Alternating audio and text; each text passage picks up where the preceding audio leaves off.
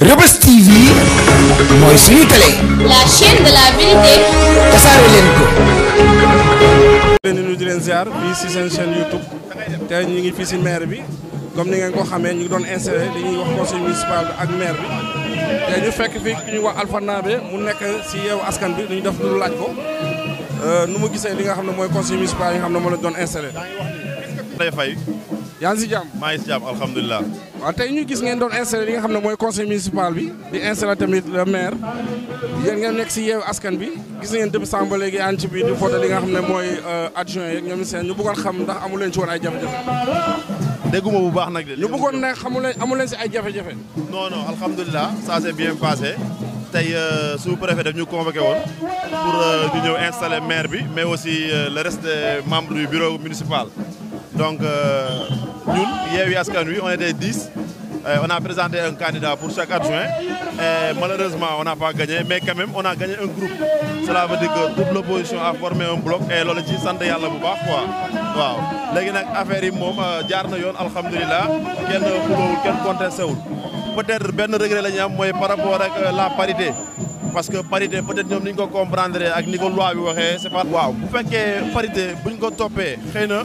difficulté de mise en œuvre day am difficulté pratique mooy su fekkee y a un nombre impair mais malheureusement ni ñu ko defee du yoon parce que dañu war a def benn góor benn jigéen wala benn jigéen benn góor de manière alternative mais malheureusement ça n'a pas été le cas peut-être nag problème d'application pratique la léegi ñoom ni ñu ko comprendre mooy il y a un membre 5 c'est le nombre des impairs donc ce sera très difficile ñu appliquer ko mais ce qui aurait pu être fait mooy benn góor benn jigéen ñu alterner ko mais malheureusement premier adjoint deuxième adjoint ay jigéen lañ troisième adjoint moo ñoo nekk góor donc buñ ko alterner woon normalement benn góor mooy dugg ci diggante premier adjoint ak deuxième adjoint mais loolu après ñun on va en discuter pour tirer les conséquences de droit.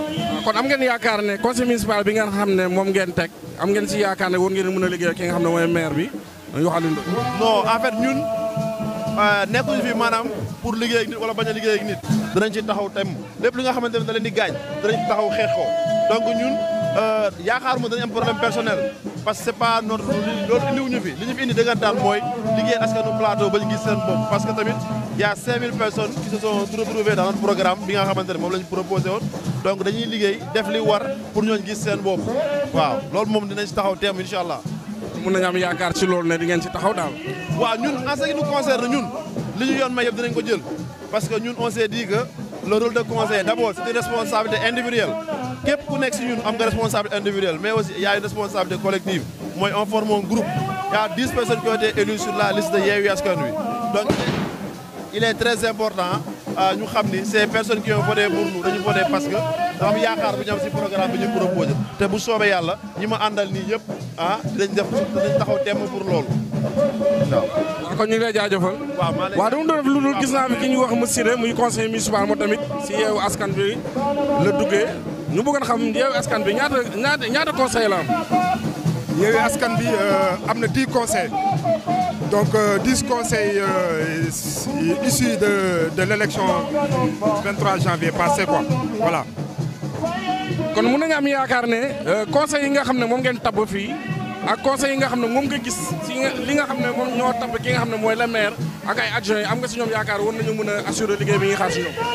effectivement parce que ñu bu ñuy tabb conseil yu nekk Yewwi on a fait ce qu'on appelle sélection jëluñu nekk tabb mais dañoo tànn si biir militants yi tànn si biir responsable yi dugal leen si conseil municipal donc société la composition des conseils il y a des enseignants il y a des professeurs il y a des cadres je peux dire donc je peux dire que loolu du am problème parce que conseil municipal bu ko gisee même de l'autre côté j'ai vu il y a des têtes aussi bien faites aussi je pense que ce sera un conseil municipal vraiment riche su riche lu bëri dina si gën loo xam ne dañ ko defar de telle sorte que le plateau ce sera bon à vivre quoi en quelque sorte. bi nga gis si biir conseil bi am nga yaakaar ne li askan bi di xaar si ñoom dinañ ko mottali. Inch'Allah on espère l'homme propose Dieu dispose c'est ça donc je pense que yaakaar bi am na soo gisee ñu tabee affaire bi nga xam ne yaakaar am na te yaakaar Inch'Allah dina am merci. loo gis li nga xam ne mooy côté parité bi ni nga xam ne moom lañ ko tegee. waaw parité dafa am nu mu tëddee góor jigéen wala nombre de góor ak nombre de jigéen donc bii parité y a 3 femmes dans si bureau municipal bi ak 2 hommes quand je dis 2 hommes le maire ak beneen adjoint maire bi mooy Baba Touré donc 3 femmes yi Sam Samb ak Anta Sarr donc on peut dire que c'est parité mën nañu considérer côté boobu comme parité wala parité jigéen góor wala góor jigéen góor xam nga donc nii parité si nombre bi je pense que c'est possible mais on va à tête reposée étudier les cas qui sera possible après ñu on va voir comment agir en fonction suñu réflexion quoi inchallah. ci yow askan bi nga duggee. Yewwi Askan Wi. mais noo gisee li nga xam ne mooy installation bi. Bon, ça va, on a installé les membres du bureau municipal, mais la seule fausse note, selon nous, c'est une interprétation que convenir ou nous. La loi, il ne faut pas l'interpréter comme on pourrait tirer la couverture de son côté. Nous, c'est la parité, 2 hommes, 2 femmes, vu qu'on pensait que, vu que le bureau, 4 adjoints au maire, on n'en a pas l'impression. Pas du tout. Ah mais tout ce que la loi nous offre comme possibilité, disposition réglementaire, une loi bi may dinañ ko def ba xam lan lañuy am. Mais conseil municipal bi nga gis mom nga gis yow ci bureau municipal bi am nga ci mom yaakar né li askan bi di xaar ci ñom dinañ ko def. Ah oui, am nañ ci yaakar parce que l'opposition est là, jamais une opposition n'a été aussi forte. Même si il y a une majorité mécanique quelque part, mais on fera de notre mieux pour que lépp loo xamante ni que mbébétu askanu plateau la lépp loo xamante ne intérêt doomu plateau la ñëpp gis ci seen bopp amul beddi amul xaaji amul seen vraiment une inclusion participative comme ni ko suñu parti yàgg waxee la Yewwi Askan Wi notre coalition. kon pare ngeen pour liggéey ki nga xam ne mooy le maire Alioune Ndoye. Mais tant que c'est dans l'intérêt des habitants du plateau, Yewwi Askan Wi est à la disposition pour que bépp doomu plateau gis boppam ci biir conseil municipal bi ci biir lépp luy délibération ba ñëpp gis ci seen njëriñ. lan ngay dénk ñi nga xam ne ñooy askanu Dakar Plateau lan ngay dénk ñi nga xam ne ñooy askanu Dakar Plateau.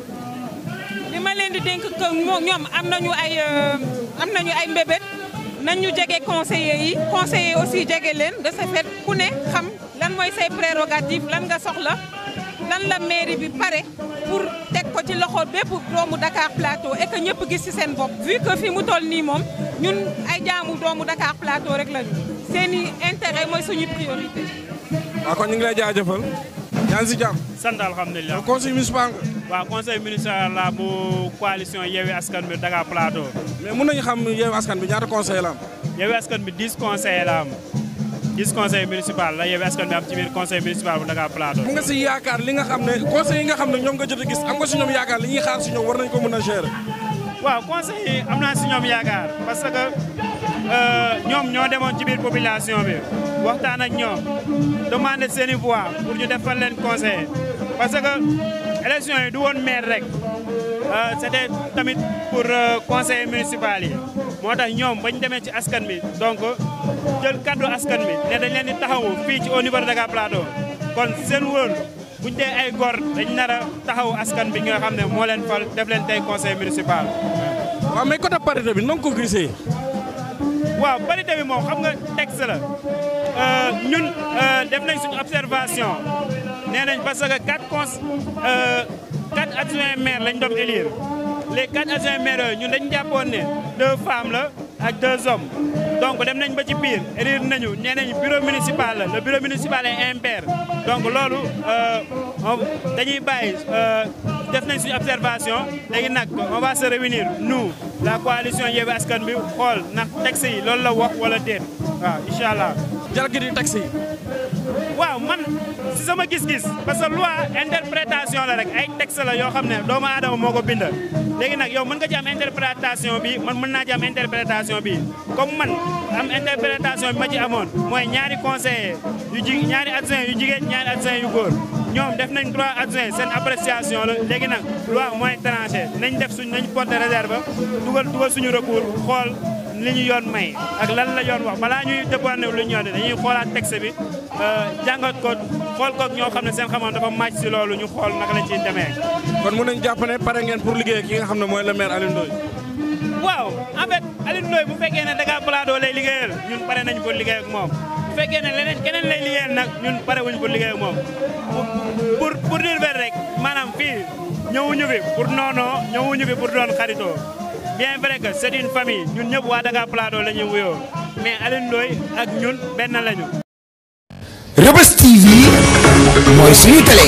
La chaîne de la vérité. tasaare leen ko.